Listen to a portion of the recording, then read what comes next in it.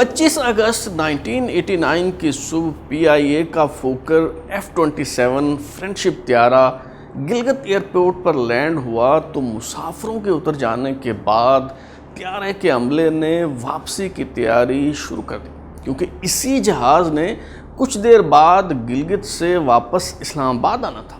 جمعہ کا دن تھا، موسم خوشگوار تھا، ٹھنڈی ہوائیں چل رہی تھیں۔ پی آئی اے کی فلائٹ 404 جس پر 5 کرو ممبرز اور 49 مسافروں سمیت 54 افراد سوار تھے، اس نے صبح 7:35 پر ٹیک آف کیا۔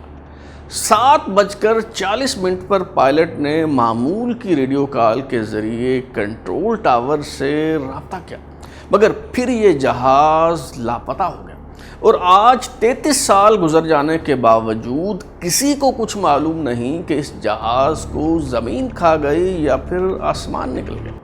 ترازو کی مسٹری سیریز میں ہم آج ایویشن کی تاریخ کے اسی پراسرار معمے کو حل کر کے یہ جاننے کی کوشش کریں گے کہ اس بدقسمت طیارے اور اس پر سوار مسافروں کے ساتھ آخری وقت میں کیا ہوا۔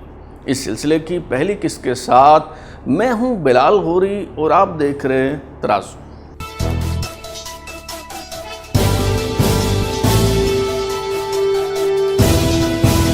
پی آئی اے کی گلگت سے اسلام آباد پرواز کا دورانیہ بالعموم 1 گھنٹہ 5 منٹ ہوتا ہے۔ گلگت سے اڑان بھرنے والے طیارے PK 404 کے پائلٹ نے لگ بھگ 7 منٹ بعد کنٹرول ٹاور سے رابطہ کر کے بتایا، السلام علیکم Pakistan 404، we are about to reach بونجی۔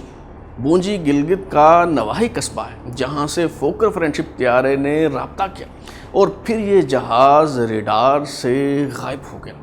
جب یہ پرواز مقررہ وقت پر اسلام آباد ایئرپورٹ نہ پہنچے تو اس میں سوار مسافروں کے رشتہ دار اندیشہ ہے دور دراز کا شکار ہونے لگے۔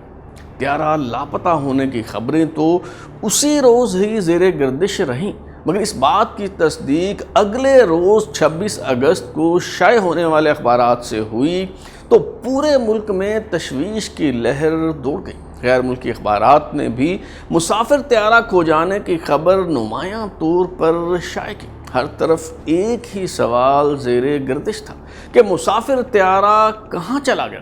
کیا اسے ہائی جیک کر لیا گیا ہے؟ خراب موسم یا فنی خرابی کے باعث کہیں ہنگامی لینڈنگ کرنا پڑی، یا پھر اسے کوئی ہمالیہ کے برف پوش پہاڑوں نے اپنی آغوش میں لے لیا ہے؟ پی آئی اے کے لاپتہ طیارے کو ڈھونڈنے کے لیے بڑے پیمانے پر سرچ آپریشن شروع ہوا۔ ایئر فورس کے 4 ہیلی کاپٹروں، آرمی کے 2 C-130 طیاروں اور پی آئی اے کے 2 جہازوں نے سرچ آپریشن میں حصہ لیا۔ چترال کے گاؤں رشتون کے رہائشی چرواہے فضل خالق نے بتایا کہ اس نے دھماکے کے بعد طیارے کو گرتے دیکھا، چنانچہ چترال کے پہاڑوں پر طیارے کا ملبہ تلاش کرنے کی کوشش کی گئی۔ یہ اطلاع بھی ملی کہ طیارے کو افغانستان کی طرف جاتے دیکھا گیا۔ برطانوی کوہ پیما مس گمین اور اس کے ساتھیوں نے بتایا کہ نیچی پرواز کرتے ہوئے طیارے کو ناگا پربت کی طرف جاتے دیکھا گیا ہے۔ چنانچہ اس علاقے میں سرچ آپریشن کا آغاز ہو گیا۔ کوہ پیما میجر شیر علی فوجی ہیلی کاپٹر کے ذریعے اس علاقے میں گلیشیئر پر اتر گئے۔ امید کا پنڈولم یقین اور بے یقینی کے درمیان جھولتا رہا۔ کبھی اخبارات کے ذریعے اطلاع ملتی کہ نانگا پربت کے گلیشیئر میں پی آئی اے کے طیارے کا سراغ مل گیا ہے، تو کبھی بتایا جاتا کہ طیارہ تلاش کرنے کی کوششیں ناکام ہو گئیں۔ لاپتہ طیارے کو ڈھونڈنے کے لیے امریکی خلائی سیارے کی مدد لینے کا اعلان بھی کیا گیا، مگر کوئی پیش رفت نتیجہ خیز ثابت نہ ہو سکی۔ جب یہ طیارہ لاپتہ ہوا تو بے نظیر بھٹو وزیر اعظم تھی، کرنل ریٹائرڈ سرور چیمہ وزیر مملکت برائے دفاع، جبکہ اجلال حیدر زیدی سیکٹری دفاع تھے۔ تاہم اس طیارے کی بازیابی کی ذمہ داری ضیاء الحق کے چنیدہ ایئر مارشل عظیم داؤد پوتا کی تھی، جو تب پی آئی اے کے چیئرمین تھے۔ ایئر مارشل عظیم داؤد پوتا نے فوکر طیارہ اغوا کر کے افغانستان لے جائے جانے کا امکان مسترد کر دیا اور کہا کہ طیارے کی تباہی کا سبب ملبہ ملنے کے بعد ہی معلوم ہو سکے گا۔ یہ وہی ایئر مارشل عظیم داؤد پوتا ہیں جو زمبابوے کی ایئر فورس کے چیف بنے۔ جنرل پرویز مشرف نے عنان اقتدار سنبھالنے پر انہیں گورنر سندھ بھی تعینات کیا۔ جب پی آئی اے کی فلائٹ 404 لاپتہ ہوئی تو اس وقت یہ امریکہ میں تھے۔ جیسے جیسے وقت گزرتا چلا گیا، طیارہ ملنے اور مسافروں کے زندہ بازیاب ہونے کی امیدیں دم توڑتی چلی گئی اور آخرکار تمام افراد کو مردہ قرار دے دیا گیا۔ پی آئی اے کا فوکر فرینڈشپ طیارہ جس نے 1962 میں جنم لیا، اس کی رجسٹریشن APBBF کے نام سے کروائی گئی تھی۔ جہاز کے پائلٹ کیپٹن سہیل زبیر تھے جو ایس ایس زبیر کے نام سے مشہور تھے۔ کیپٹن ایس ایس زبیر معروف کرکٹر سکندر بخت اور ہاکی کے مشہور کھلاڑی حسن سردار ہم زلف ہیں۔ کیپٹن ایس ایس زبیر نہایت تجربہ کار پائلٹ تھے اور گزشتہ 5 سال سے اسی روٹ پر جہاز اڑا رہے تھے۔ ان کے ساتھ معاون پائلٹ کیپٹن احسن آفتاب بلگرامی تھے جن کے بیٹے بعد ازاں پی آئی اے میں بطور پائلٹ کام کرتے رہے۔ First officer Sohail Iqbal, steward Maqsood اور ایئر ہوسٹس خالدہ حبیب بھی عملے میں شامل تھیں۔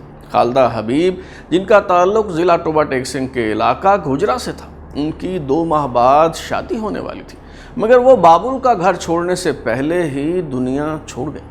اس بدقسمت طیارے میں کئی اہم شخصیات سوار تھیں۔ 2 غیر ملکی شخصیات بھی سفر کر رہی تھی، جن میں سے ایک پاول میکگرین امریکی صحافی تھے۔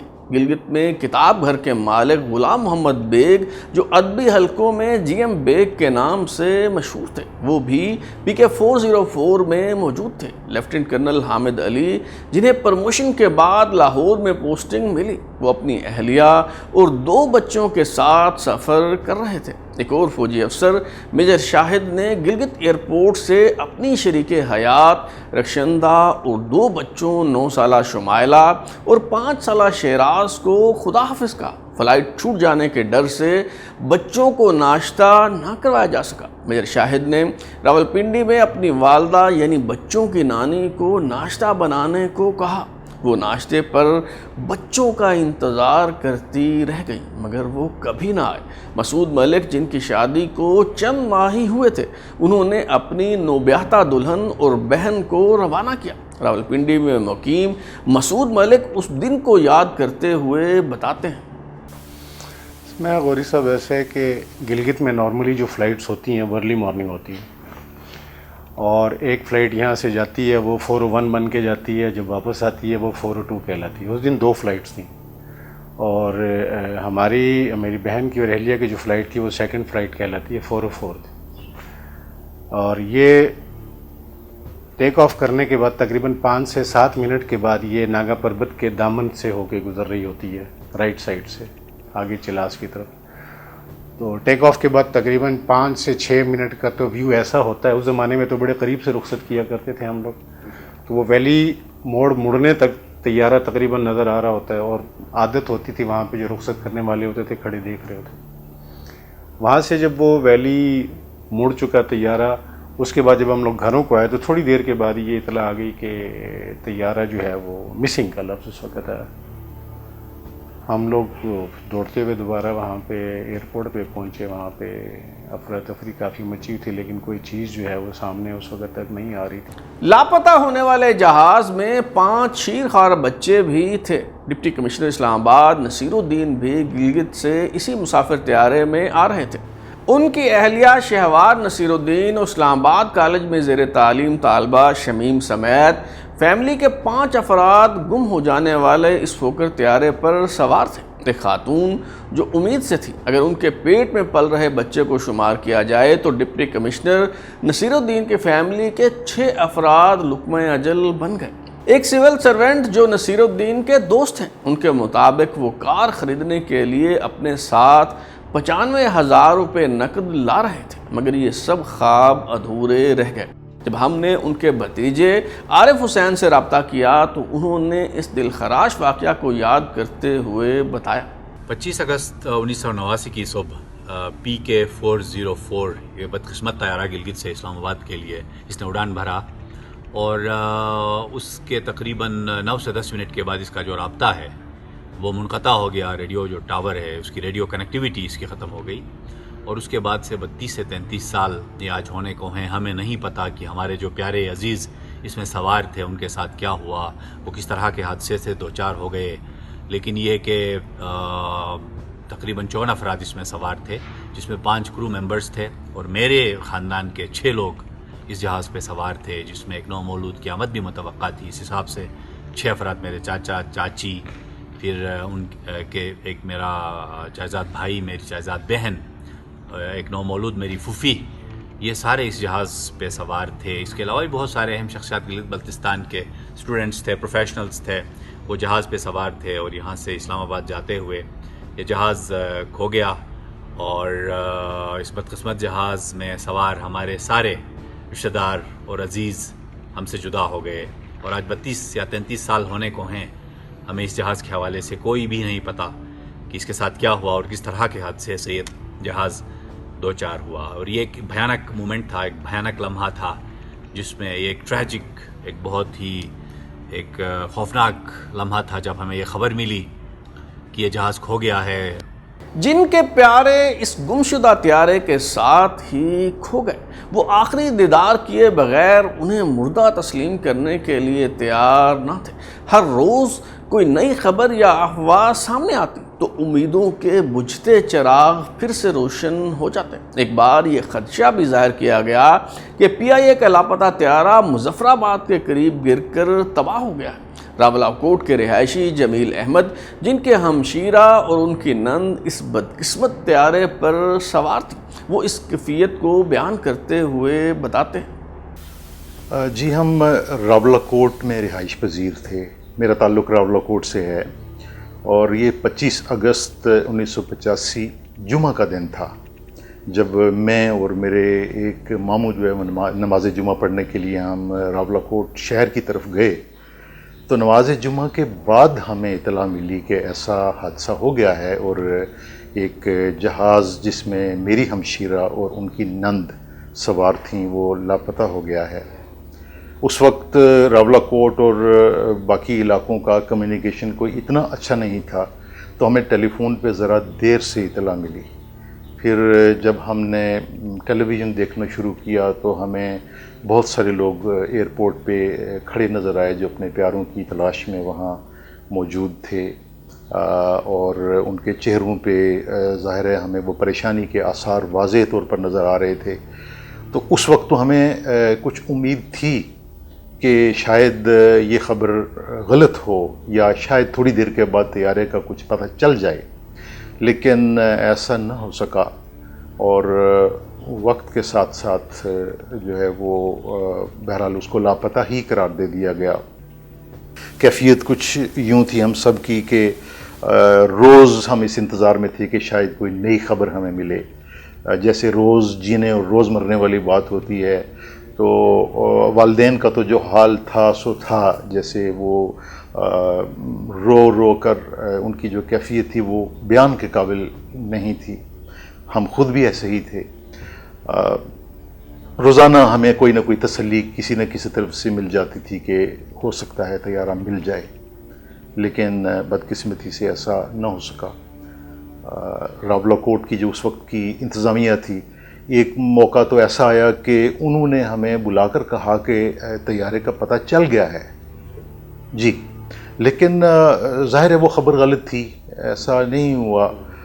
شاید ہمیں مطمئن کرنے کی کوشش کی جا رہی تھی. تو ہمیں یہ کیفیت ایک یعنی لمبا عرصہ جو ہے وہ ہمارے اوپر طاری رہی. میری سسٹر زبیدہ اور ان کی نند روبینہ, دونوں ہی وہ ہماری بہت ہی عزیز بہنیں اور بیٹیاں تھیں. تو یوں کہہ لیجئے کہ 1 سال تک تو ہماری وہ کیفیت رہی کہ ہم کچھ کہنے کے قابل نہیں تھے, نہ بیان کرنے کے قابل تھے کہ کیا ہوا, فلائٹ کہاں گئی, اس کا شاید کچھ پتہ چل جائے, لیکن ایسا نہیں ہو سکتا.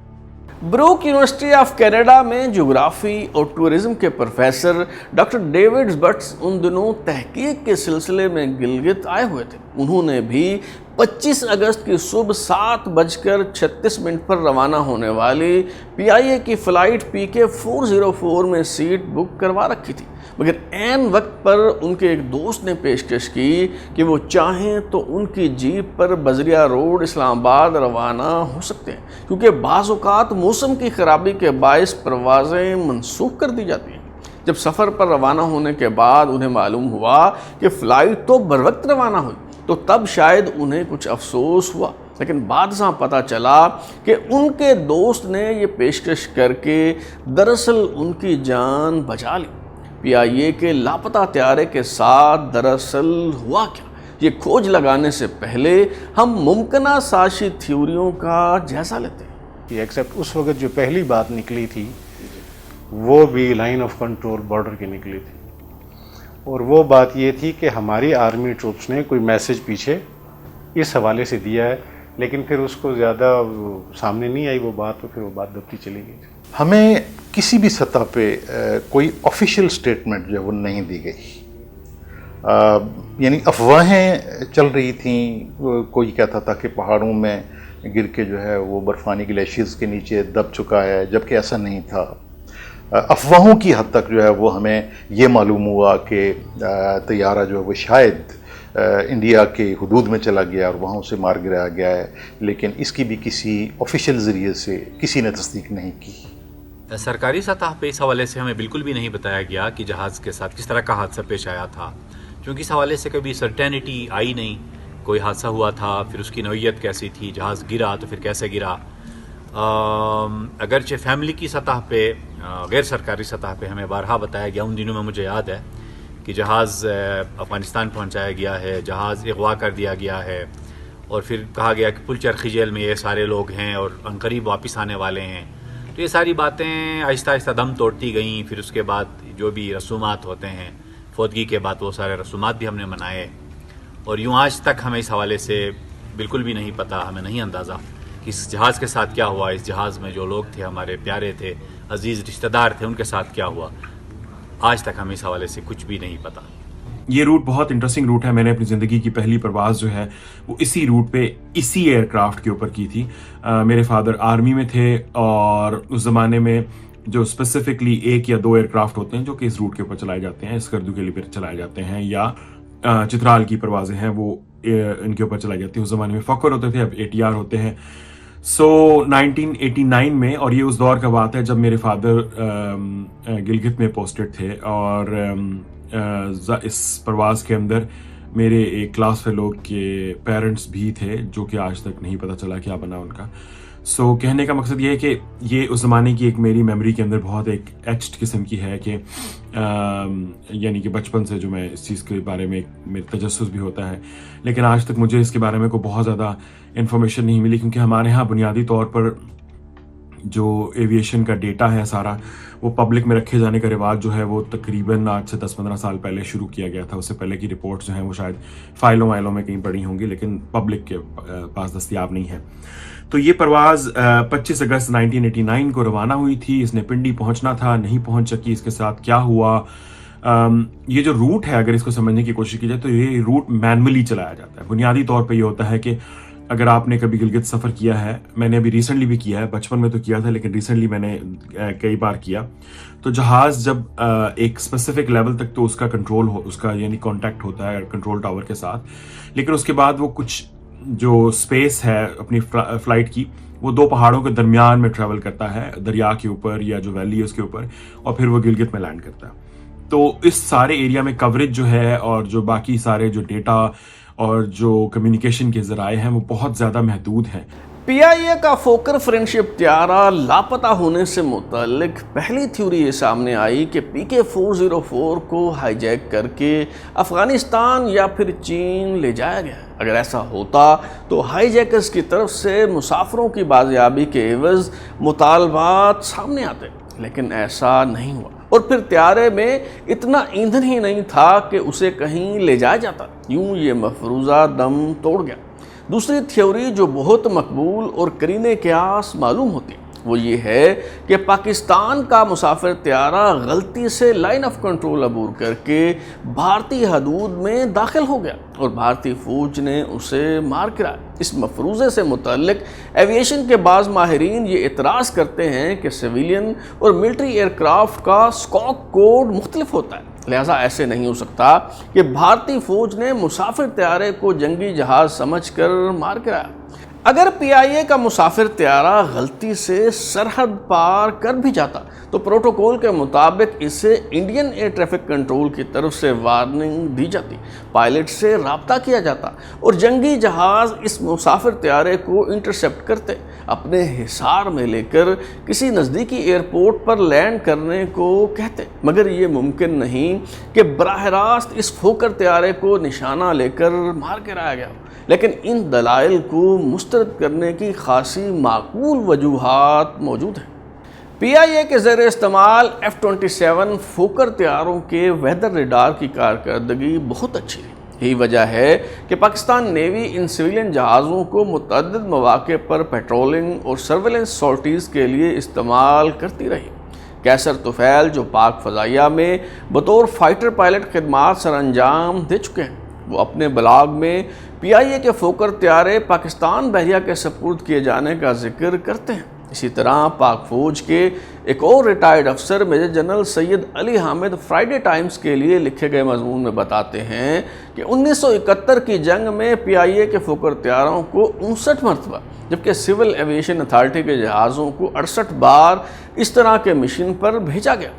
12 اور 13 دسمبر 1971 کے درمیانی شب پی آئی اے کا ایک فوکر طیارہ جس کا رجسٹریشن نمبر APALX تھا، ایسے ہی مشن کے دوران مکران کے ساحل پر گر کر تباہ ہو گیا اور اس پر سوار 3 افراد کیپٹن مبشر حمید، فرسٹ آفیسر سید خالد جاوید اور نیویگیٹر BD چیمہ شہید ہو گئے۔